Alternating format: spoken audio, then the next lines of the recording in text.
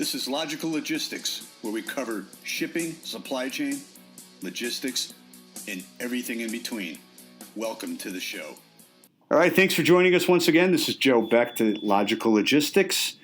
Today, my guest is Brian O'Neill, District Sales Manager of Worldwide Express. Brian, how you doing today? I'm doing well, Joe. I'm doing real well. Thanks for having me here today. No, great. Thanks for coming in. It's great to have guests in the studio. A little more clarity in the interview.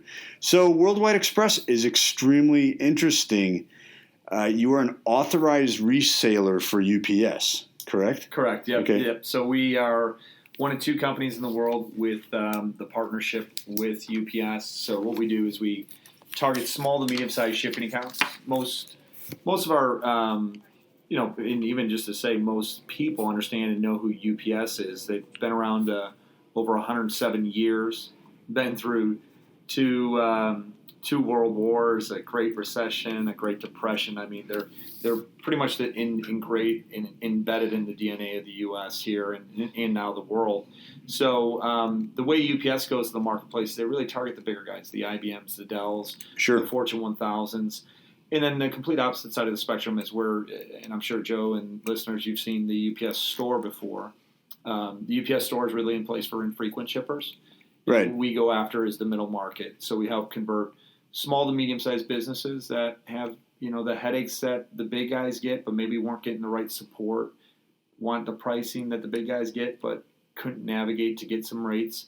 And then there's so many other values of just being able to have local representation and, a partner in as we all know, logistics can be looked at as a kind of a confusing game. You just need a true advocate to help you, and that's what we try to do.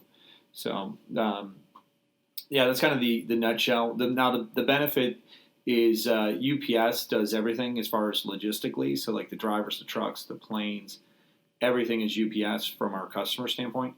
We just handle the customers, the business side, so the invoicing, the customer support, Sure, all that good stuff. So back in the day, I remember UPS did this themselves. When, and why, and how did this transpire with Worldwide Express? Yeah, absolutely. So so Worldwide Express, we've been around over 20 years. Okay. We were founded by David Kiger. David Kiger is our founder, and he's on the board of directors still. Okay. Out of our corporate in Dallas.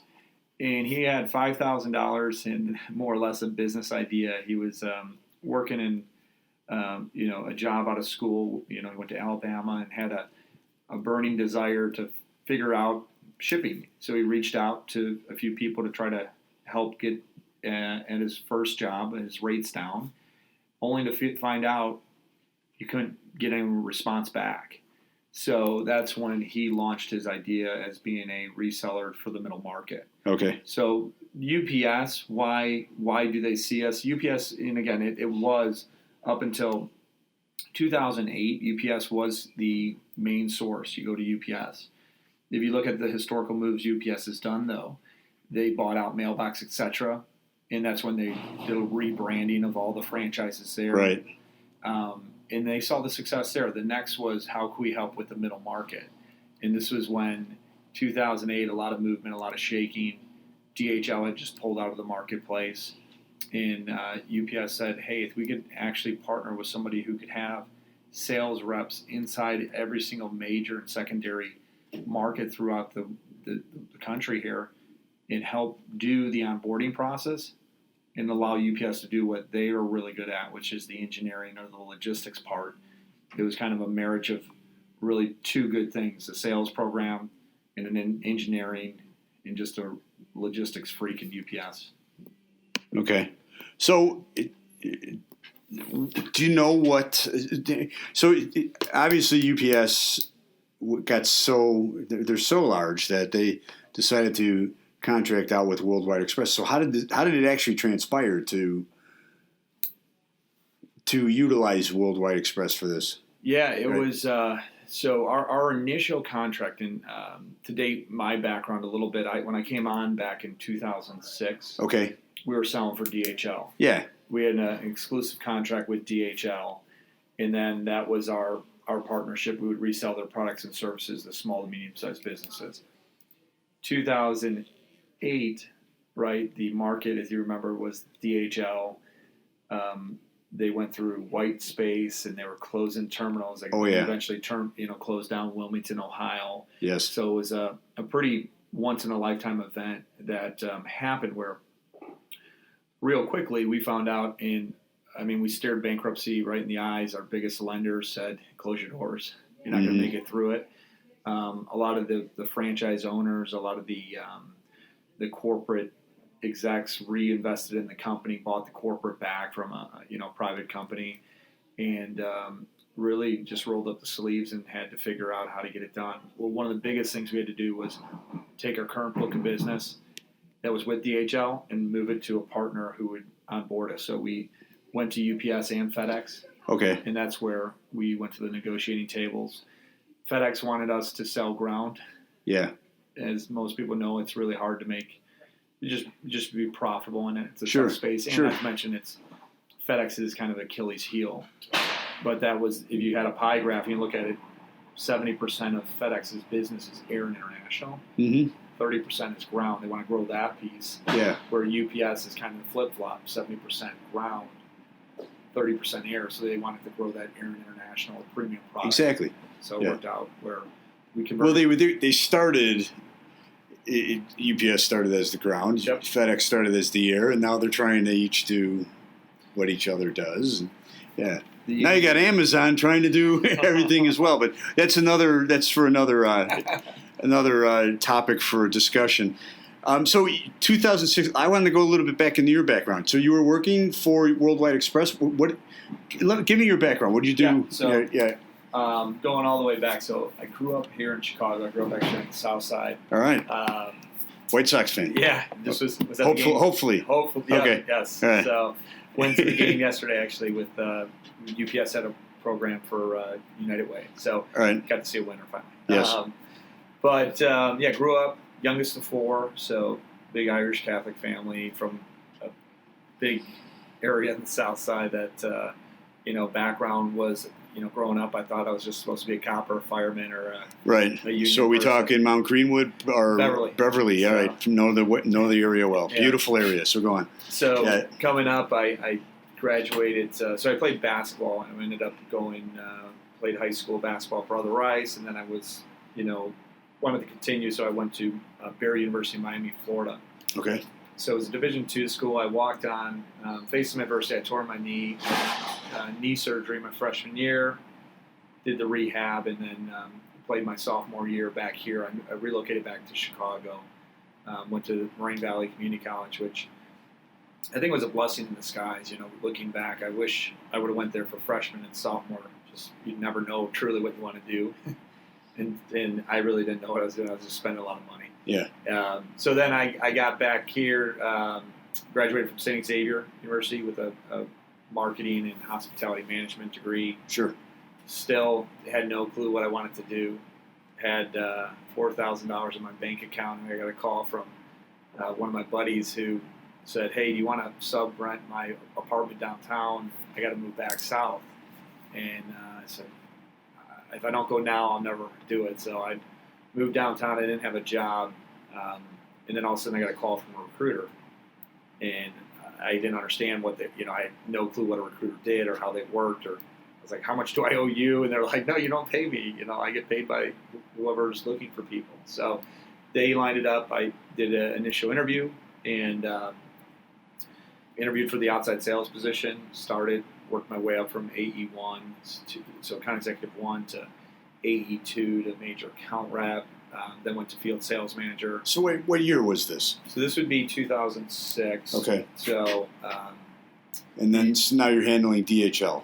This was DHL. Okay. So there was, when I came on board too, just to put some things in perspective of the growth of Worldwide Express, we were a franchise. So I was working out of the Chicago office, and we had 4 franchises: Chicago, St. Louis, Kansas City, and Grand Rapids. Mm-hmm. And the Chicago location was, 3 people. Yeah. So it was me, Kevin Ferguson, our now COO of the Midwest, and Wendy Sutherland, our director of operations today. So we had us 3 kind of trying to figure this thing out. I was a sales guy. Wendy was the account manager. Kevin was a regional sales manager. So we were really just kind of figuring it out together, kind of rolling up the sleeves, and was able to develop pretty well with some sales techniques and had some wins. Was able to locate some bigger accounts that helped get some confidence early on. As we all know, sales that initially isn't the easiest, and even as you keep going, you have highs and lows. So, but the growth has been pretty great. I mean, since I've been there, we're now 53 people in the Chicago office. We went from a shared office space in River North, about 1,500 square feet with a college-style, fridge, to now we're 17,000 square feet. So, as district sales manager, how many accounts do you handle? Yeah, so there's a lot. There's right. And what's your territory? Yeah, so the territory for us, so being in this franchise model of Worldwide Express, it's all based off zip codes. So the Chicago territory, we have from the lake all the way to Racine, Wisconsin, essentially the border. We go as far west. We own all the way to Des Moines, Iowa. Okay. And then we go down to, 55 would be the part of the territory that my reps will cover. Now, realistically, where are my reps? They're mostly here in the Chicagoland because they start and end their day at the office. So we bookend management, make sure they got a good game plan, they know where they're going. Work on role plays, some development, training things, and then. Now, is this training provided by Worldwide Express? Okay. Yep. The training we do inside of a rep's first first year to 18 months, they'll get down to 3 trainings. One of them being, it's called basic sales training, full week down in Dallas, just the blocking and tackling of what we do, how we do it. The next one is level 2. That usually happens at like the 6 to 9 month mark of a new rep. And this one's really cool. They actually do it down at Worldport. So you get to see UPS's advancements and development on how they move 17 million packages from point A to point B at night. So you get to see it firsthand, get a full tour there. Yeah. And then the last training we do, it's called ACE, Advanced Concepts and Excellence. Invite only, top 15 reps in the country get invited. Tom Medine, our CEO, and David Kiger, and Joe. There's a handful of the execs that run it. And they want to really hear what the performers in the company are doing, what's changed, what hasn't changed, and kind of get a real sense of the company. Now, does Worldwide Express, you mentioned it's a franchise. Are all the franchises, are they spread out throughout the United States right now? Are there any franchise opportunities that are still available? For example, you mentioned the UPS store, and there's still areas where they're looking for UPS stores. Yeah. Are there still areas where there's opportunities for Worldwide Express? Yeah, unfortunately not. So okay. So when I first started, we were franchised. Now, what's happening right now is corporate is actually buying back franchises. Okay. So, you franchise to get revenue streams.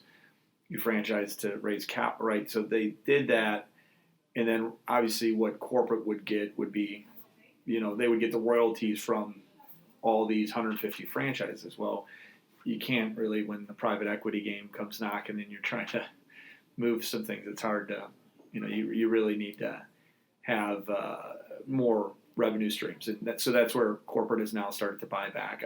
Their goal, I think, is to get, close to 36% of the, if not 50% of the market, and then figure it out from there. Okay. But it's changed quite a bit, from when I first started, where I knew the franchise owner by name. I talked to him a lot. Now it's still, it's a bigger company. I mean, better health insurance. Okay. But part of a bigger company, which in hindsight, looking back, it's like the things that I liked about the entrepreneurial side of what we were doing was rolling up the sleeves and doing it. It's like, yeah, we did it. But, a lot of that comes with, we just outgrew the franchise model. Yeah. I mean, we were growing so fast. We had to evolve the way we manage people. We needed to keep people. So we couldn't manage like we used to, where it was, more cowboys and Indians. And we had to really develop people, work with people, retain talent, and keep talent. Okay. And do the same with our customers, of course. So now, back to you're representing a huge entity like UPS. You're offering the services to small to mid-sized companies, markets. So you really have the pulse on the business world today, because that's where a lot of our economy is driven from those type of companies. What do you see out there? How's business? Yeah, it's been good. I mean, so yeah, it's really is. Doing this, I'll never forget in 2008, 2009 when we had the housing crisis. I knew something was up. Yeah, you lived through some. Yeah, I lived through it too, but like you were actually in the trenches there. Yeah, so I remember just seeing guys that had Lamborghinis that ran a mortgage company, and all of a sudden their doors closed, and that happened maybe in 2008. So it happened a year prior to the full collapse. Right. So we saw everything. Right now we're faced with a real soft market in LTL, so the less than truckload market is soft. Fuel being as low as it's been in a long time, right, is hurts the revenues streams, and then also to truckload soft right now. The small to medium-sized shipping account in businesses are doing well, though. There's a lot of growth in this space. There's a lot of opportunity. They are, I would say the companies in this space, the ones that are actually getting into international, are growing. We saw at a record rate at close to 40%. A weak U.S. economy, everything's cheaper. It's cheaper to buy from here and ship it to England or wherever it's going. So we've seen a lot of growth in the international segment. All right. We have seen the consumer get smarter, though. They have gone from turning the gauge from a priority and standard or next day air saver down to ground. We've seen a lot of people do that, which is part of the evolution. I mean, you got to think that customers have to figure out a way to be competitive in that revolves around price at a lot of times. But the economy is good. I would say we haven't seen too much concern with the space that we see as far as our outside sales reps see a lot of real estate. So we definitely could we have a good pulse on where our tenants. Is there a ton of evictions? The business parks are full. The high rises are filling up. People are relocating to the city, like McDonald's, and expanding. But everything seems, at least from our end, it looks good. Numbers are going the right direction as well. So. All right. Once again, my guest today is Brian O'Neill, District Sales Manager for Worldwide Express. Brian, what's the best way for a company to get a hold of you? Yeah, so you can definitely check us out. So our website is www.wwex.com. So that's www.wwex.com. And that will give an overview on our company. It's our corporate page. It will allow you to get contact information for myself and communicate if there's opportunities that you're looking for. But we do handle 3 segments. So we're UPS's largest business partner for the small parcel. We have a full portfolio of LTL carriers for the less than truckload. And then we have a full team for truckload. Okay, so if someone, we're talking, they can come to you from small ground package all the way up to LTL, correct? You got it. Right, and in between that is air, all the other logistic services. Yep. Okay, all right, and then how would they be able to contact you as a sales rep? Yep. So the easiest way would be my email. So it's going to be my first initial, then my last name. So it's BONEILL @wwex.com.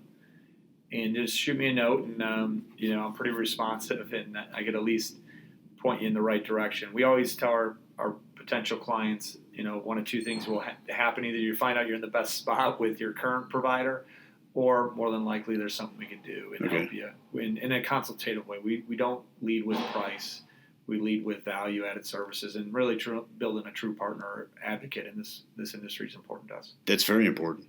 Once again, his email is BON as in Nancy, EILL @wwex.com.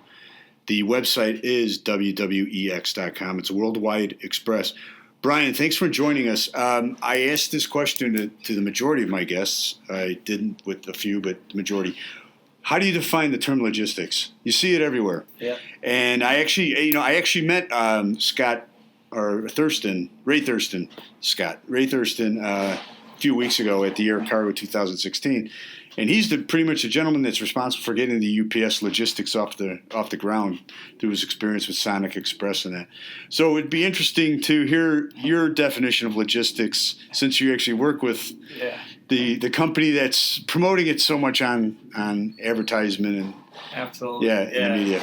It's logistics is it's about bridging gaps. It's about truly looking at inefficiencies inside organizations, whether it be how does the purchase order come in, to how do you pick and pull in the back of the warehouse, how do you inventory, and then how do you bill your client. And if you could bridge the gaps, and that's where I think you really need a logistics partner who could help you. So there's many ways to lose money in shipping. Yes. And if you don't understand it or have the right person to guide you in those directions, that's when logistics is not a fun word. Right. And then a lot of times, too, I would say logistics is looked at as a word from C-level presidents, CEOs, CFOs. They kind of go, oh, it's logistics. I don't want to get involved with it. But it's a top 10 line item in every single company. It's Yes. not top 5. Yes. So hence why we have this podcast. Exactly. Got to get it out there. Yeah. But that would be kind of my definition of Well, thank you. Once again, I'd like to thank Brian O'Neill, the District Sales Manager from Worldwide Express. Best way to contact him is at his email, BONEILL@wwex.com. The website is wwex.com. Brian, thank you so much for joining us. Yep, thank you. All right, we'll see you next time. Thanks for joining us. This is Joe Becht at Logical Logistics. Hey, thanks for listening to the show. If you want to drop us a line, email us at becht5@comcast.net. You can leave comments, or if you want to be a guest, becht5@comcast.net. Also, make sure to review us on iTunes or other media outlets that we're located on. And we'll see you next time on Logical Logistics.